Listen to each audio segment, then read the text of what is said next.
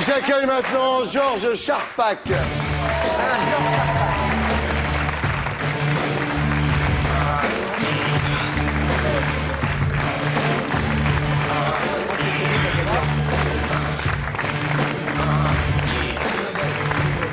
Voilà. Après Eric et Ramsey, un autre prix Nobel. Décidément, c'est une soirée de prix Nobel ce soir. Georges Charpak, bonsoir. Bonsoir. Prix Nobel de physique en 1992 pour votre fameux détecteur de particules à traitement informatique. Que j'ai à la maison toujours. Et qui marche super bien, merci. Eh oui. C'est une invention qui a permis aux chercheurs du monde entier de mieux connaître la constitution de la matière, Laurent. Bien sûr. Voilà. C'était la base sur laquelle ont travaillé les frères Bogdanov, Voilà. entre autres. Absolument. Igor et Grishka Bogdanov, c'est des Ils ont la vrais réputation d'être, dans les milieux scientifiques, d'être inexistants. Inexistant. Et, ça va, Georges? Ben, ça va, je vais vous faire un aveu. Oui. Hein. J'ai eu un pépin il y a 4-5 mois, je suis en rééducation et depuis 4 jours, c'est la 3e canne que je perds. Ah. Alors vous me voyez arriver ici, Ouais. et depuis 4 mois, mon seul héros, c'est Schwarzenegger, Ouais. parce que j'essaye de faire de la rééducation pour lui ressembler. Ouais. Donc c'est pas Christopher Bah, c'est Reeves. fait. Ouais. Franchement, Merci. c'est fait. Bravo, parce que c'est déjà bien avancé. C'est bien. Dites-moi, Georges, ça marche mieux avec les filles quand on est prix Nobel, ouais? Oh, indiscutablement. Indiscutablement. C'est Tu vrai vois, qu'après Laurent, c'est de la dynamite. je Non, t'avais- si en plus elles sont myopes, il n'y a pas de problème. Ouais. Alors justement, C'est pas loin. à part être prix Nobel, Georges Charpak, vous écrivez des livres, gros succès en 2002 pour Devenez sorcier, devenez savant, et aujourd'hui avec Roland Omnes, toujours chez Odile Jacob, vous publiez Soyez savant, devenez prophète. Alors, je vais faire le pitch, si vous voulez, Georges. La science Ah, tu est me le dis seul ça. rempart efficace contre le fanatisme. Quand on regarde le monde actuellement, on peut être quand même un peu terrorisé en voyant le nombre de types qui sont fanatiques et qui croient qu'ils ont la vérité et qui peuvent faire mourir n'importe quel nombre de gens parce qu'ils ont la vérité. Et nous avons le sentiment, Omnes et moi, et on n'est pas les seuls, que pendant 10 000 ans, on se les a coulés douces, on était dans le néolithique, vous êtes du néolithique, moi aussi, bonjour. Je suis d'Algérie, moi, personnellement. Moi, je suis de Guadeloupe. Et que depuis 4 siècles, il s'est produit un phénomène complètement nouveau, qui est l'arrivée de la science. C'est en train de faire péter totalement la société, et les gens continuent avec leur petit bonhomme de religion, d'idéologie, de philosophie. Ouais. Alors justement, vous dites la science est le seul rempart efficace contre le fanatisme. Il faut donner aux jeunes l'éducation nécessaire pour qu'ils soient capables de comprendre l'univers qui les entoure. Il faut agir vite, dites-vous, avant que les illuminés, les gourous aient le temps de s'emparer de tous ces jeunes. Et désormais, dites-vous, on ne peut plus dire la science, j'y comprends rien. On est obligé de s'y intéresser parce qu'elle explique, la science, cette formidable mutation qui est en train de s'opérer.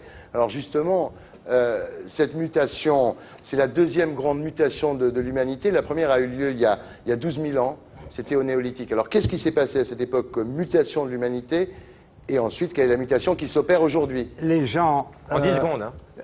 Bon, les hommes qui étaient des chasseurs avant, Ouais. hein, tout à coup la terre était trop petite. En France, il y avait 50 000 chasseurs pour ne vivre que de chasse.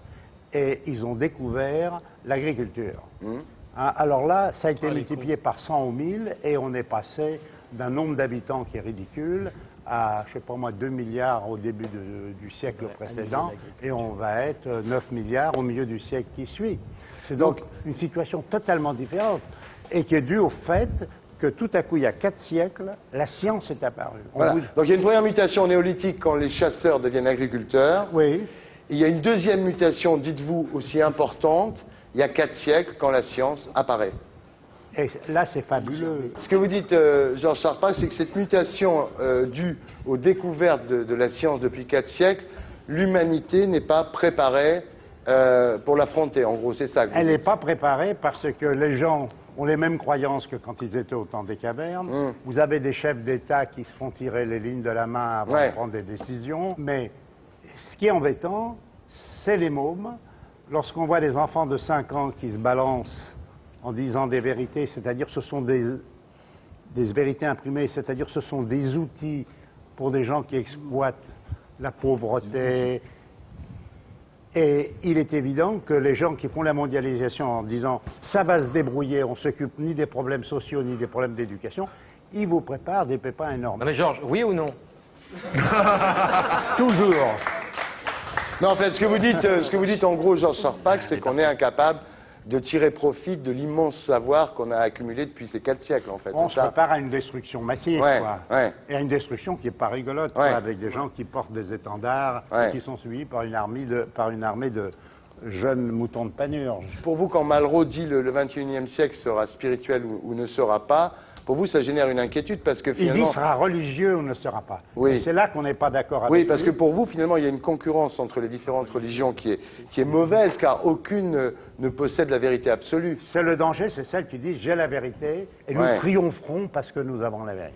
Mais est-ce que les religions ne pourraient pas épurer leur doctrine pour arriver à une sorte de syncrétisme universel? Mais j'espère bien qu'elles vont adhérer. D'abord, ils vont tous acheter notre livre. Ouais. Hein, ils vont être convaincus.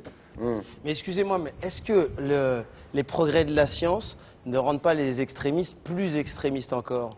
Les extrémistes, c'est les gens qui ont la vérité et qui veulent l'imposer aux autres. Mais ça change quoi qu'ils aient la science en Non, plus? je crois Au qu'il y contraire. a une question, c'est à Ramsey maintenant. Mais ça change quoi?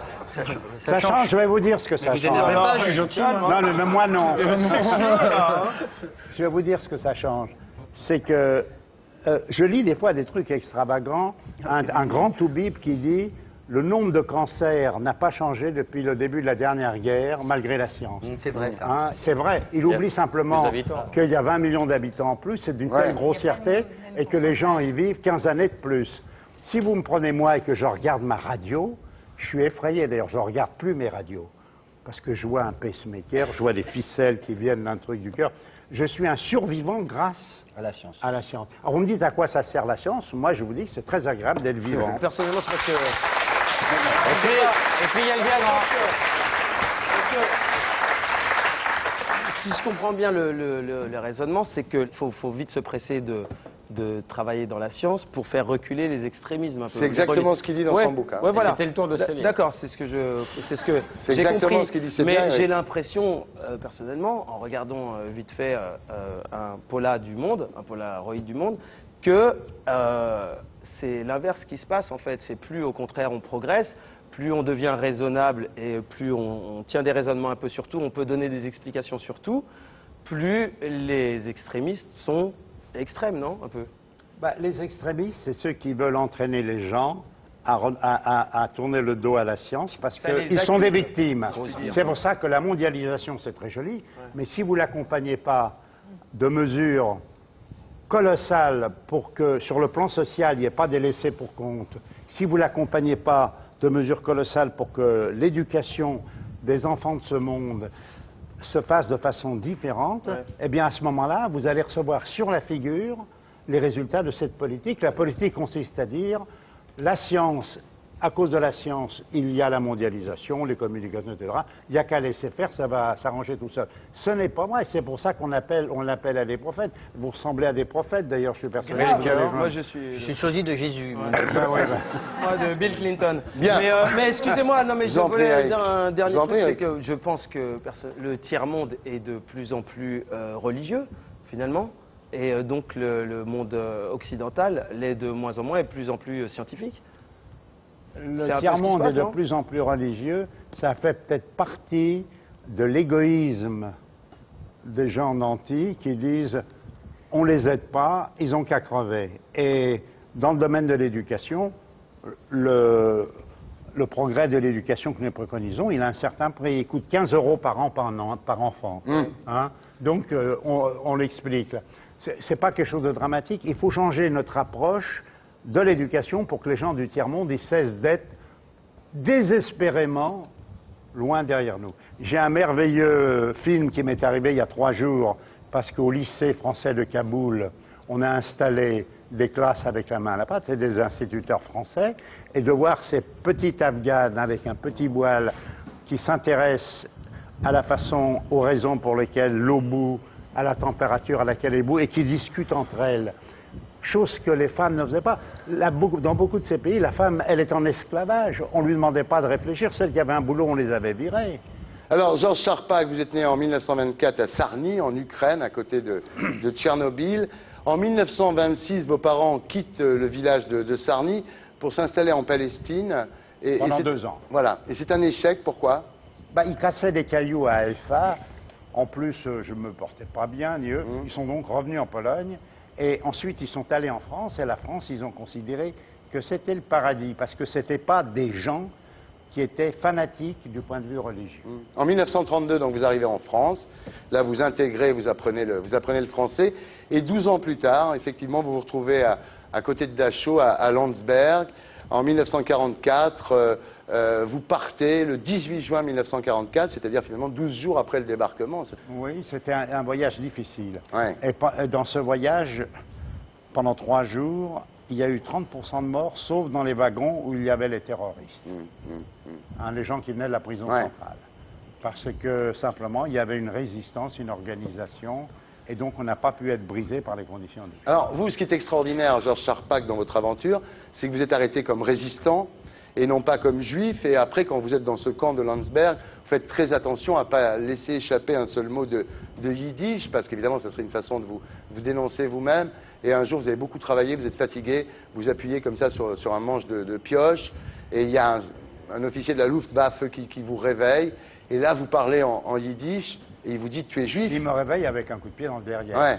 Il vous dit tu es juif, et là vous lui dites non, et puis comme vous avez Nein, Herr Leutnant. voilà, Parce comme que- vous avez les yeux bleus, ça passe quoi. Ça passe. Ouais. Non, mais j'ai appris l'allemand au lycée Saint-Louis pendant 2 ans. Ouais.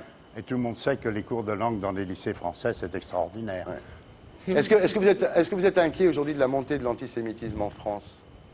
Oui, mais je suis inquiet de tous les intégrismes. Hein, je suis inquiet de ça, je suis inquiet de ceux qui sont anti-arabes, je suis inquiet de tous ceux qui pensent que l'avenir n'est que dans la défense de leurs donjons. Les gens vivent dans des donjons actuellement beaucoup plus qu'au Moyen-Âge, ça se voit moins. Ouais. Alors, l'importation du conflit israélo-palestinien en France vous inquiète? Il m'inquiète, mais je pense qu'il se traduira par des actions de minorité. Mais moi, je connais beaucoup de musulmans, et la plupart des musulmans que je connais ne sont pas des extrémistes. Il ne suffit pas qu'il y ait 2000 d'entre eux qui adhèrent à des groupes extrémistes pour que l'ensemble des musulmans soient montrés du doigt en disant qu'ils adhèrent à ces choses. J'en connais beaucoup qui sont très heureux, comme moi, quand je suis arrivé en France en 1932, d'être dans un pays laïque, hein, et en particulier des filles. Mais, Georges Charpak, aujourd'hui, quand vous apprenez qu'il y a des juifs qui quittent la France, vous réagissez comment? Je dis qu'ils sont ballots. Je dis que ça ne me viendrait même pas à l'idée, même s'ils sont religieux. Il faut savoir se battre, et je ne vois pas pourquoi il faut s'en aller. Ça veut dire qu'ils cèdent également à une certaine propagande. Il faut se battre sur place. Alors, Georges Charpak, vous êtes prix Nobel, un petit peu comme Eric et Ramsey, hein, ouais. si vous avez ça en commun. Et même diplôme. Prix Chantal Nobel. Prix Chantal Nobel Chantal pour Lobby. Ramsey et Chantal Lobby pour Eric. Interview prix Nobel.